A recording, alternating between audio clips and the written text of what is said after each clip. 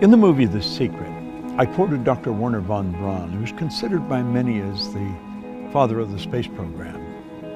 He said, the natural laws of this universe are so precise that we don't have any difficulty building a spaceship, sending people to the moon, and we can time the landing with the precision of a fraction of a second. He also said these laws must have been set by someone. And you know, it's strange. It's not that long ago when science and religion were really considered antagonistic. That's not so today. It's looked at it now, one studying the cause and the other studying the effect. And von Braun said, after studying the spectacular mysteries of the cosmos for many years, he had arrived at the firm conviction that there is a God. I see the laws as God's modus operandi. It's how everything happens. The Secret was based on the concept of the law of attraction. And because the movie went viral, it was all over the world, everyone everywhere was talking about the law of attraction. People writing books on it that don't really understand it, people speaking on it that many of them advertise their ignorance when they talk about it. I'm of the conclusion that attraction is not really understood in any depth by most people. Now, I've studied this every day for 50-some years. And I can assure you, attraction is a law, but it's a secondary law. The primary law is the law of vibration. The law of vibration is one of the basic laws of the universe. It decrees that everything moves, nothing rests. We literally live in an ocean of motion. Do you know that everything is an expression of the same thing? The leaves, the tree, the cement, the body, the clothes. It's all energy at a different rate of vibration. You see, your body is a molecular structure in a very high speed of vibration. Your brain is an electronic switching station. Your brain does not think, but you think with your brain. There's a difference. As you activate brain cells, you set up a vibration in your body. For me to just move my hand like that, I had to activate brain cells or my hand wouldn't have done it. If a person's had a stroke, where the blood just stops going to a section of the brain, those brain cells become dead. The movement in the body, in that part of the body that is controlled by those cells, stops. Vibration is something that must be understood if you're going to take control of your health. It must be understood if you're going to take control of your relationships. It must be understood if you want to become wealthy. And if you want to really master the art of selling, vibration is an essential. You've got to understand it. And yet almost all the sales training programs that are done worldwide have nothing about the law of vibration in them. As Robert Louis Stevenson said, everybody's selling. You're selling an idea, a product, or a service. And it's true. The teacher's selling the student. The parent's selling the child selling the parent. Well, what do we mean selling? Well, the professional salesperson understands that selling is doing something for someone, not to someone. And the professional will sit down and they will get to know the prospect. They will find as much about the prospect as they can. They will have permission to ask the prospect questions. They'll gather a lot of information and they find out where the prospect wants to go, what they want to accomplish. They mentally get on the prospect's frequency and help the prospect go to where they want to go. My old mentor called that empathy-ego balance, where you're able to get into the other person's mind and see the world from where they see it. Get on their frequency, get in their vibration. The vibration you're in is going to dictate what you attract into your life. And if you're troubled, you're worried, you're going to attract a lot of bad energy. That's why the great sufferer in the Bible said, "Lo, the thing I fear has come to visit upon me." Well, fear is a very negative vibration. It's a very negative emotion. It's caused by doubt and worry, and doubt and worry is really caused by ignorance.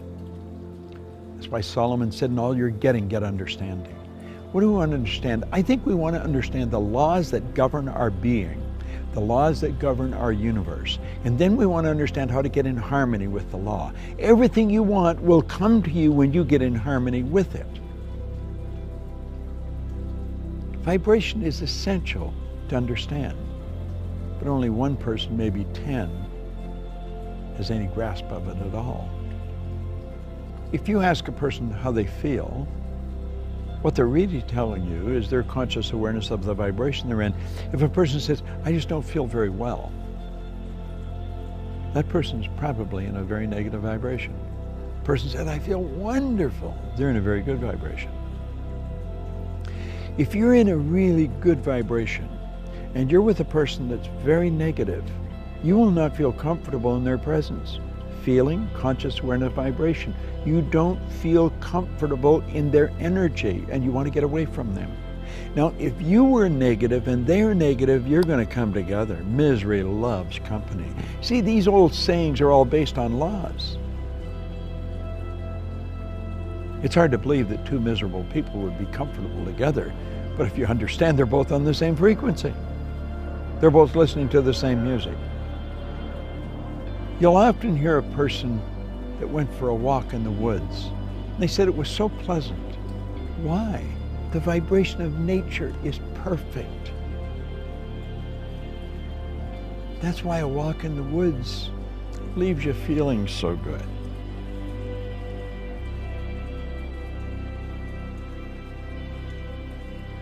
What do you understand about the law of vibration? That's a good question to ask yourself. I'm going to give you a small exercise. The next time you're around a person that's complaining about anything, or that obviously it doesn't feel very well, start changing the subject. Start talking to them, about something good about them. Compliment them, but make it a sincere, merited compliment, not false praise, no flattery. Pick out something good that they do and slowly turn the subject around to that. Let them know how much you admire how well they do it. And you know something? Like that, their energy will change. You have caused them to change their vibration. Now, the beautiful truth about this, when you do it, you'll learn how to do it to yourself when you're not feeling very good. That's the beautiful truth. We are in control of how we feel. I was reading something by Viktor Frankl, the author of Man's Search for Meaning, a Viennese psychiatrist, spent the war years in a concentration camp. He said, in every situation, there is a space between the situation and how you respond to it. And in that space, you can decide how you're going to respond. Now, that space may only be a millisecond, but in that space, you can decide, are you going to react or are you going to respond? Think of it. In every situation, between the situation and your response, there is a space. And in that space, you can decide how you're going to respond. Vibration is something that I love studying. When you're in a restaurant or in a store or any place where the energy is really good, you feel very comfortable. It's the vibration in the place.